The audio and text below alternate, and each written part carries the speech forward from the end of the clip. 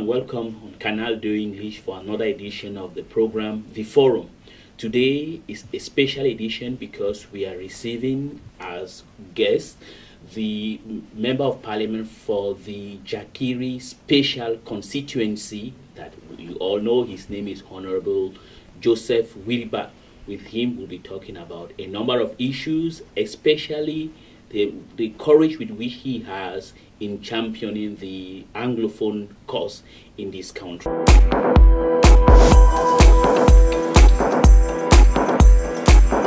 Mr. Wilbur, it is a great pleasure to have you here as the guest, and thank you for having received us here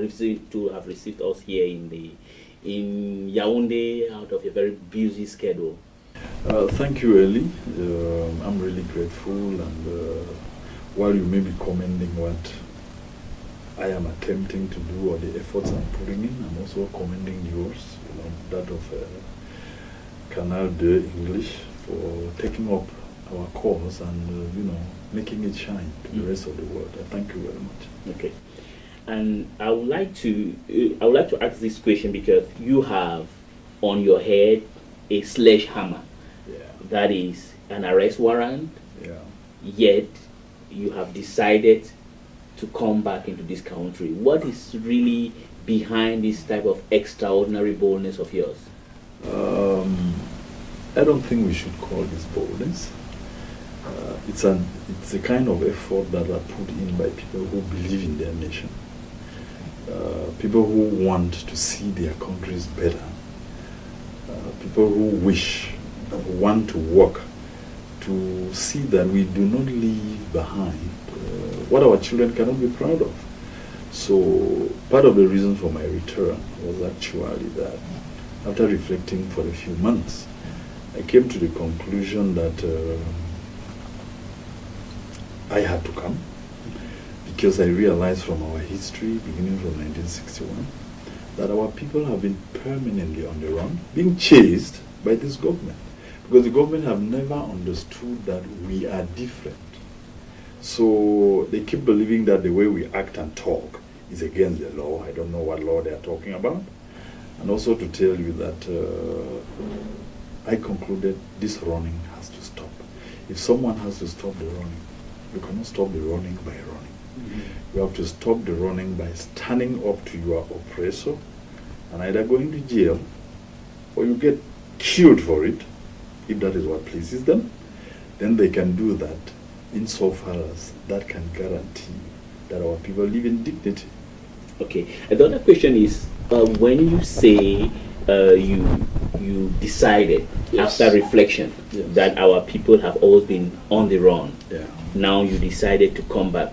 Good. But there is a rumor going around that you came back because the MPs of the SDF decided to back you, and that the chairman went over to convince you to come back. What do you make of that? No, come on. Yeah, that would be absolutely. Rumors are rumors, but I can only tell you the truth. That I personally have felt let down by my own party and by my own members of the party. So I felt let down because their fight for what I did ended up in private circles rather than in public. Because if the fight was for both the people and me, then the March session should have been the stormiest. They should have been able to hold that house to a standstill until they know where I am. So that's why I felt let down. I felt that, well, maybe to them they thought I had crossed some red line where they could not dare. So, but I don't blame them for it because the culture of fear that has been instituted in this country for over 55 years is too huge. And you need an extra pint of courage and patriotism to face up to it. So I really do not blame them. If they did what they did, maybe it's because they thought it would be safe to do that. But I have reminded them, like I reminded everybody, I am a man. I have a backbone. I can stand on my feet.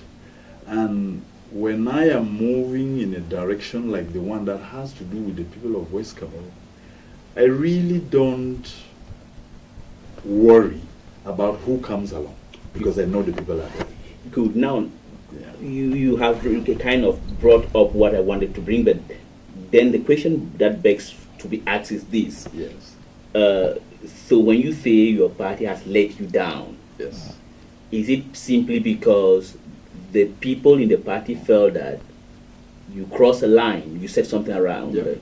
and if yes, which line do you think you had crossed? No, it is for them to say to me, parties like any other organization in the world have to be dynamic. They have to be moving with the changing times. And if the times are changing and the people are feeling differently, and I can sense that feeling and bring it into as part of our party fight, and the rest of the people think that I had gone across the board, then the problem becomes theirs, not mine, and not the people's. Because the people have a feeling that this is the kind of thing they need to be represented in. That someone needs to stand up and talk about us, not just in the whole mix of the Cameroonian nation, but us as we are. There is something I want to let you know, which is that a lot of people keep accusing me, I said I come from a warrior culture. That's the truth. I come from a warrior culture. And in that culture, what we learned very early is that we are polygamous. So you learn diplomacy from when you are very young. Then you also learn, having many mothers and sisters and brothers, that you have to defend your own. All right. And sometimes when you have a violent father or a violent grandfather, you learn to defend yourself, your mother, and your siblings at a very early age. So I had learned that a long time ago. In this case, in the case we are discussing, my mother, therefore, who is facing a violent father, is West Cameroon. And my siblings are the people of West Cameroon. And I'm talking about all of them. By all of them, I mean those who see the need for change, and those who have blinded themselves to change, meaning those who have chosen that their way of life will be licking the master's boots or licking the dishes behind the national kitchen in Yaoundé. You know, I include all of them. Because in a struggle like this one, you exclude nobody. All right. So in representing all of them, I, therefore, from my background, know that sometimes even the people whose interests you defend get offended because they think that somehow you are taking away something from them. But I'm simply saying, I'm not taking something away from anybody, even those who believe that they are very, very much intertwined with the oppressor. I'm not taking anything away from them. I'm only telling them there is something better than what we have. And it is something that is a right for us to take. It's something that is a right for us to take. But along the line, I heard a number of people at SDF saying that why they let you down, as you said, was that the SDF is a national, a pan-Cameroonian organization. Sure. And that when you went back to your base and you had this heroic welcome, you started advocating restoration instead of trying to defend the oppression of West Cameroonians. Well, I would say that's the language of the coward. That's the language of a coward, because a coward would always look for what excuse to take when it comes, because that's chit-chat, that's street talk, that's talk for the women folk, like we say in the warrior clans. It's just talk for the women's folk, because when I stood up, I made it very clear. We have to go back to the foundation on which we founded this country. The two-state federation is what brought us here in the first place. And if anybody says we can no longer even mention it, then that person is actually saying that gradually in our union, and I have been saying it, the government suddenly got to a stage where it now felt that it has a colony in West Cameroon. That's what they are talking about. So even if they are talking about that, it does not disturb us. The only thing is, go for what works, go for what is real. And I'm simply telling my people, we need to stand up to oppression. We need to take our dignity back. We came into this union as a union of equals. When it turned around that equals now turn into something between a master and a servant, or a master and a slave, I do not know. I have not seen any reason, talking to these government ministers even before I became MP, I've not seen a reason why they've never put us together and come into a meeting to say, where is it hurting? What do we need to do? All right. Now, that is the attitude of a complete master. In fact, I would say that's the attitude of a slave master, because they never see themselves sitting down with the ordinary mortal to talk about what. Because if they believe in equality, why is it so difficult to sit down and talk? All right. And I'm now challenging them.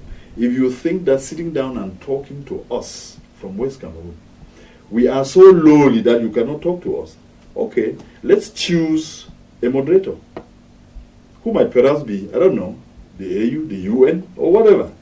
Choose one that we can talk through to you, the master, since you have taken this superior stage and believe that we either take what you give or you push the rest of us to jail, like you've pushed Como, Ayapol, Fontaine, Mancho BBC, and the rest of them.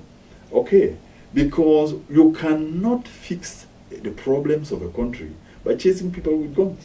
More so, chasing an MP, the constitution that the president swore to defend protects me and him.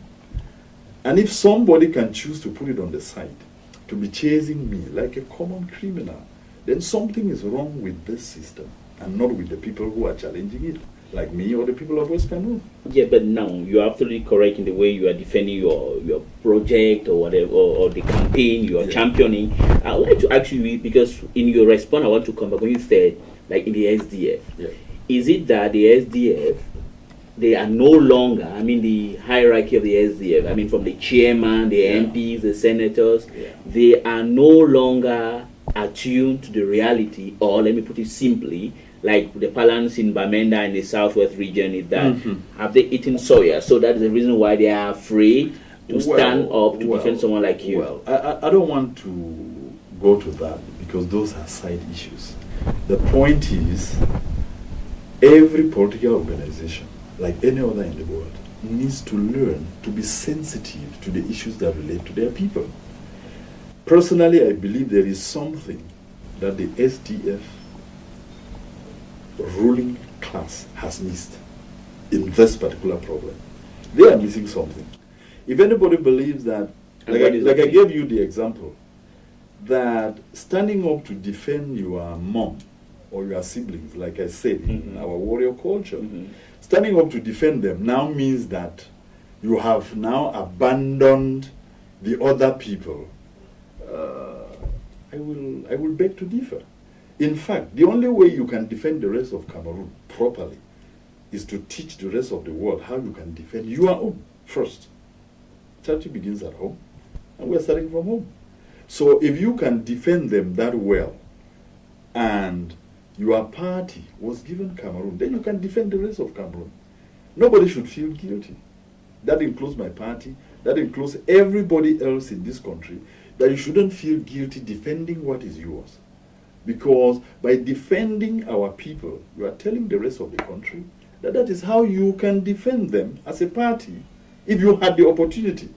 So if you start suddenly feeling that if you identify with whom your mother is, then the rest of the people are going to run up against you. Personally, I would prefer to defend my mother and you run against me. Okay, which means, if I understand from your interpretation, the SDF has lost touch with the reality, so they don't have that capacity to govern this country anymore. Okay, if they cannot defend, let's metaphorically speaking, their mother, which is their base, is Anglophone Cameroon. No, to the contrary, instead, I told you there is something they are missing. And what they are missing is the feeling of the people of West Cameroon. They are missing the link that the people have been humiliated, have been oppressed, have been subjugated for so long. 55 or more years is a very, very long time. And a time comes when it boils over. So if we as a party cannot see that the boiling is already there, then it is the mistake of the party, because it is already there. And if one person chooses to be saying that it is painful, it is hurting, and that the people are almost reaching a point of rebellion, that is why somebody like me would have gone to ministers 12, 13 years ago, telling them that, be very careful. This chase and run, this thing of arresting people and knocking them down, breaking their bones, it does not help the nation. Get over there and let's talk. Get over there and listen. And nobody listened to me. That's why we have come to this. Mm-hmm. So, as in reference to the capacity of the SDF to rule the country, the capacity is intact because the party depends on the people. The point that may now be derailing the party from that original goal will be that if they neglect their own base, because whether you like it or not, the base of the party is in West Cameroon. If they neglect their own base with the hope that by just saying no, we're a national party, yes, everybody has a mother now. We are all Cameroonians. Each of us has their own mothers. Sure. If you cannot defend your mother or your own backyard, I would want to think that you will be presenting a poor case to the rest of the world and the rest of the nation that you can defend them. So to me, your strength will depend on how much you stand up for what is yours. And then the other people can actually see that if this person fights this hard, if this party goes to this length to protect its people, then we have a right to follow that party because it will protect us. So if the party misses that point, then they will be missing a huge chunk of what could help the party and help the country. And following your analogy, it simply means that the SDF will not be able to govern this country because they are missing the point. They don't want to take care of their mother. To the contrary, can they learn? Times change all the time. You have the lens. Remember, from when it is for you now to ask them. It is not for me. Yeah, I'm not a teacher. I'm not teaching them what to do. All I'm saying is a big organization like the SDF has to be very sensitive. We have to have the filaments. Okay? Now, when we keep talking of party, it gets to a point when it starts looking like the blame I personally have been putting on the on the CPDM is because they have made the party bigger than the country. They have made the party bigger than the people. They have made the party bigger than all of us. So, and the SDF should learn that the people are more important. Parties exist because of people. And if the people begin to feel a certain pinch and are drifting in a certain direction, and you don't go in there quickly to take the temperature and get their feel, to move on, then you easily can miss the boat. The SDF has every opportunity to take over this country. It is how they manage the whole scenario. It's how they manage it. It is how they evolve. It is how they dynamize and be dynamic enough to bring changes in policy, bring changes in various departments that can carry the day. The story we were telling in 1990, we can no longer be repeating them. It's a whole generation gone. We are 27 years down the line, so the dynamics have changed, the world has changed, so the party must also be adapting to the new situations in order to rise above it. If they don't, like any other organization that opposes change, it ends up by killing itself. By killing itself. Now let me ask you on a personal basis. Yeah. What is your relationship today with the chairman of the SDF? I've been asked this question over and over. Yes, I would like you to tell and I me. have repeated the same answer. My relationship with the chairman as an original member with whom he started the party is cordial. Except I've been away for quite a while. Except there's something that I don't know. No, I'm not trying to ask. Yes, Yes. So it's cordial, and maybe from your end you know something else that I do not know, then you tell me. Because I can only speak for myself. Let me put it the other way around. He has been around for almost 27 years as chairman of the party, the only star on the block. And all of a sudden, you're coming out from the blue. Yeah. don't you think that it would spark a kind of a biblical story between Saul and David?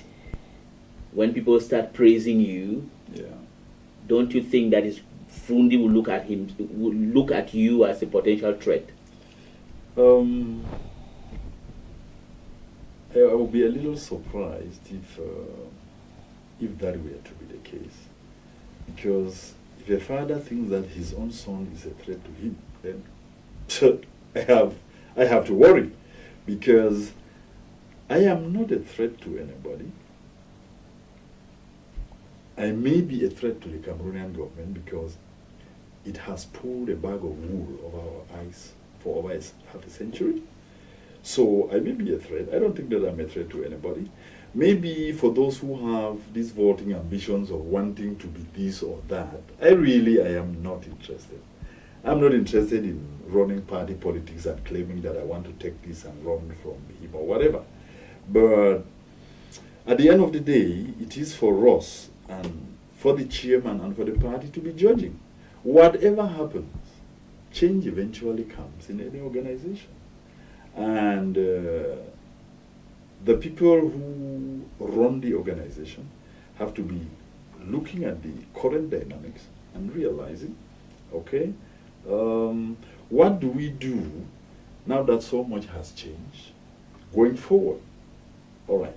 But if the issue were about ambition or about taking over from the next person, that's not Joe Wiba's interest. My major focus is our people from West Cameroon have suffered enough.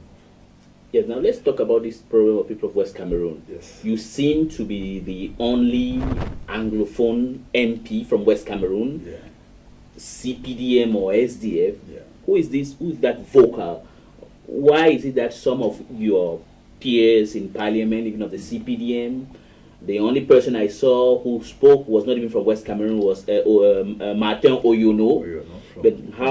From the south? Mm. How come that all Anglophones, all from the West Cameroon region, are not that vocal as you are? That would now be a question for them now, Elie, not me.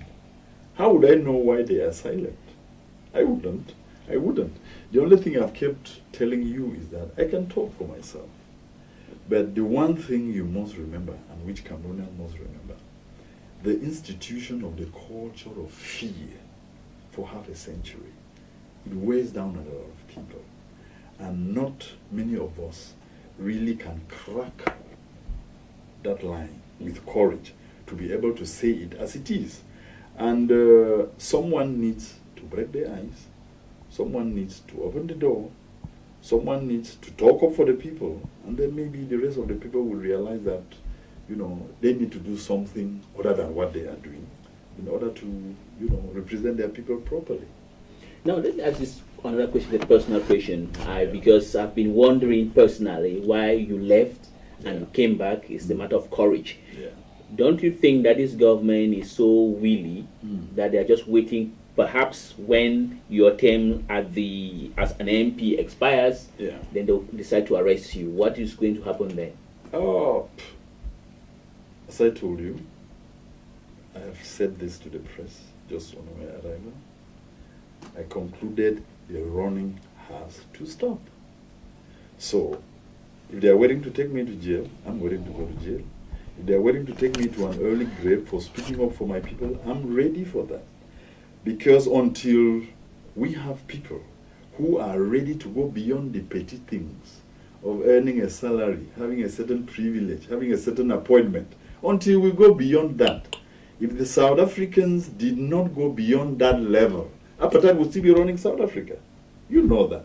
People have to reach a point where they break it and say, it has got to stop.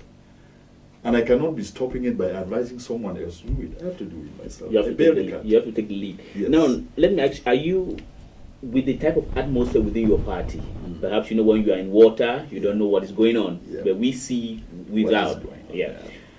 Are you still comfortable within the SDF?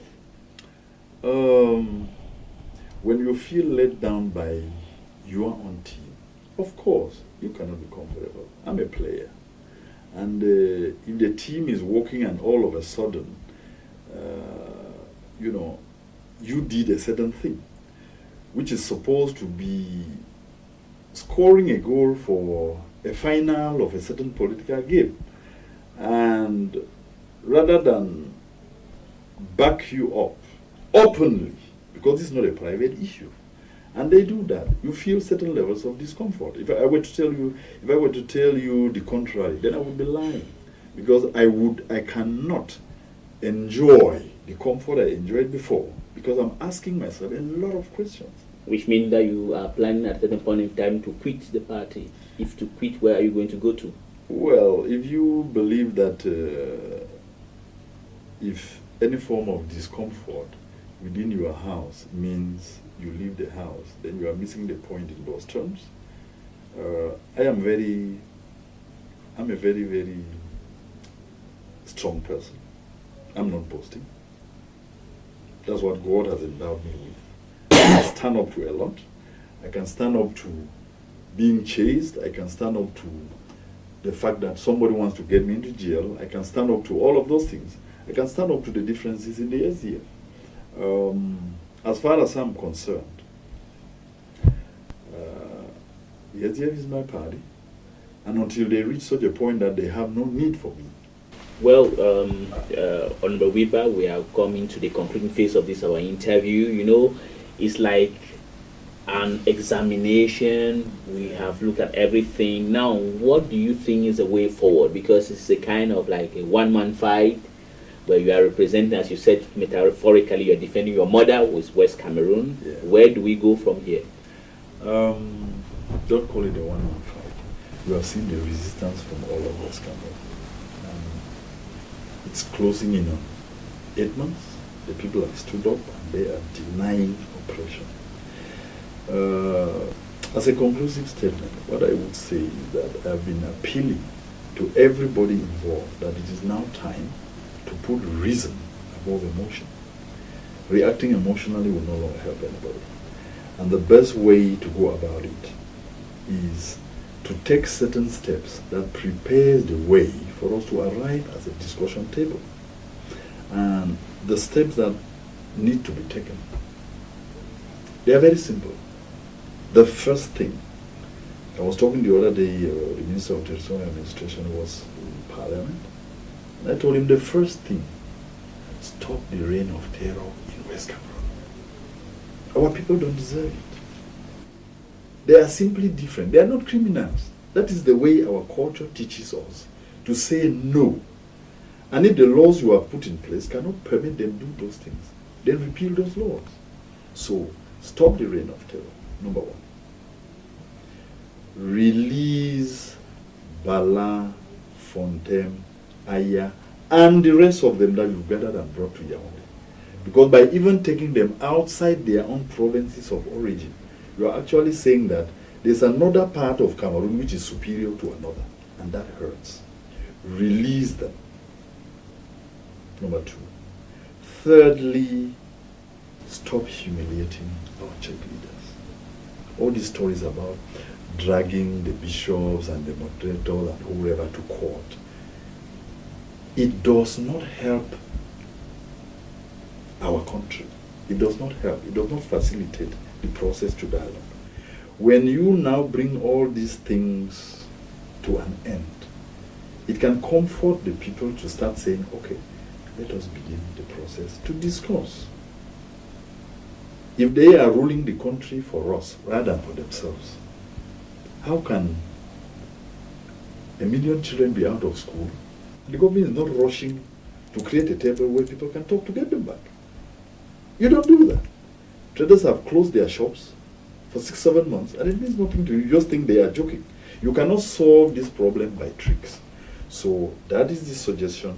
Let's get ready, put reason over emotion, come to the table, and start one by one detailing what the issues in West Cameroon, what the issues that have to do with the English-speaking peoples of Cameroon are. And here, we are not talking about giving us a few privileges. We are talking about giving us back what is our right, so that we can move the country forward. That's my idea. It's subjective, it's personal, but I think it could contribute to a lasting solution. Well, Honorable Wilbur, it was a pleasure having you here, and we hope to have you more often than this, and we wish you all the best in this noble cause that you are championing. Thank you very much, Elie. I think the pleasure is mine, and for standing up this hard and for using your channels to really express our frustrations and our feelings. You are doing a bigger job than I'm doing. Thank you very much, sir. Thank you. It is on this note that we are putting an end to the special program today with the Honorable Joseph Wiriba, who is the MP for the Jakiri Special Constituency in Bui Division in the Northwest region of Cameroon.